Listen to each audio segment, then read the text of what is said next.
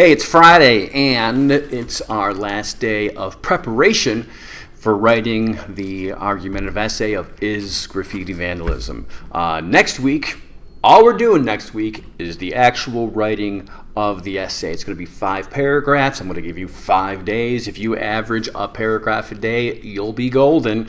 But today is our last day of prepping for writing the essay, and we're going to talk about counterclaim and rebuttal.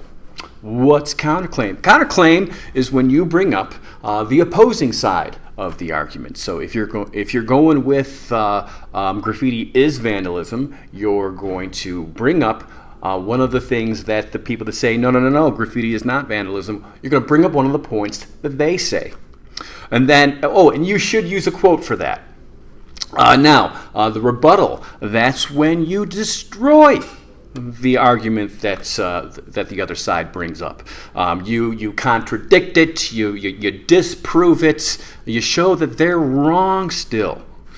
Now, something to keep in mind, you get to choose the counterclaim. Like, what point of the opposing side are you going to bring up? You get to choose it. So, should you pick their best argument that's tough to negate? Nope. Try to pick one of their weakest arguments, or pick whatever arguments that they have that you can successfully wreck. Now, when it comes to the rebuttal, now I already said that your counterclaim should come from a quote. Your rebuttal, if you can find a quote that helps you wreck the counterclaim, great, use it. However, if you have to rely simply on logic to wreck that counterclaim, do it. So try to use a quote as part of your rebuttal, but if it's just not to be, okay, but make sure you explain with logic that they're wrong. So when I'm putting together a counterclaim and rebuttal, I usually have one of two mindsets going on in my noggin when I'm sitting down and gathering information and picking words to write. And one of them is a real snarky. Like, if I'm going to go with graffiti is vandalism in my head when I'm putting together this counterclaim and rebuttal thing, in my head I'll be like, all right, well, these idiots that think that graffiti is not vandalism, these morons say that, and then here's why they're wrong, because, boom.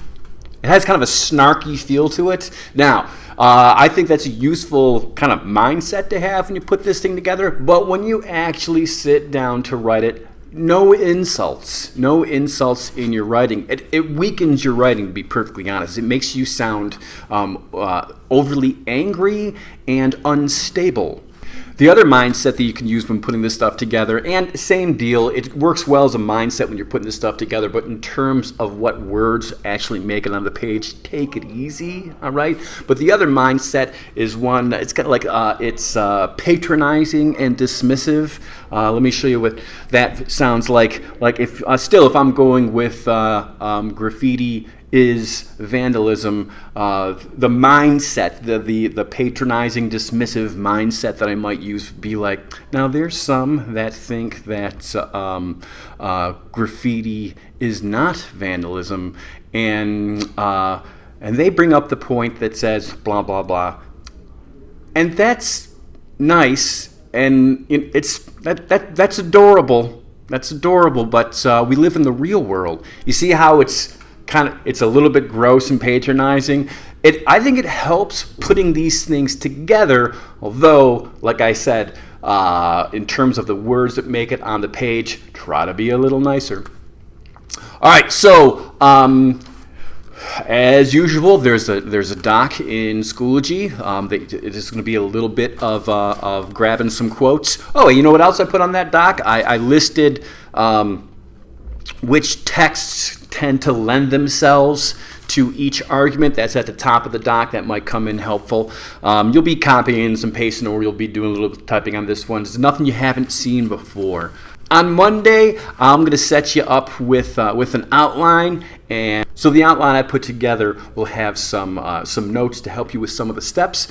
Also, it'll show you where you can look back on some of the work we did this week and reuse some of that work in this essay. Now, I'm not suggesting that the essay can be done simply with copying and pasting different things that we did over the past 2 weeks. No, you're going to have to maybe modify things a little bit, make sure things flow into paragraphs and sentences and that kind of stuff. But all the stuff that we've done for the past 2 weeks are things that we would have done anyway if I just said, here's the packet, write the essay. You would have read all 4 texts.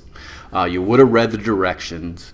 You would have combed through each text to find evidence that's going to help you out and all the steps that we've already done. So the outline I'll give you will show how to use some of those things that we've already done to make your life a little bit easier this week.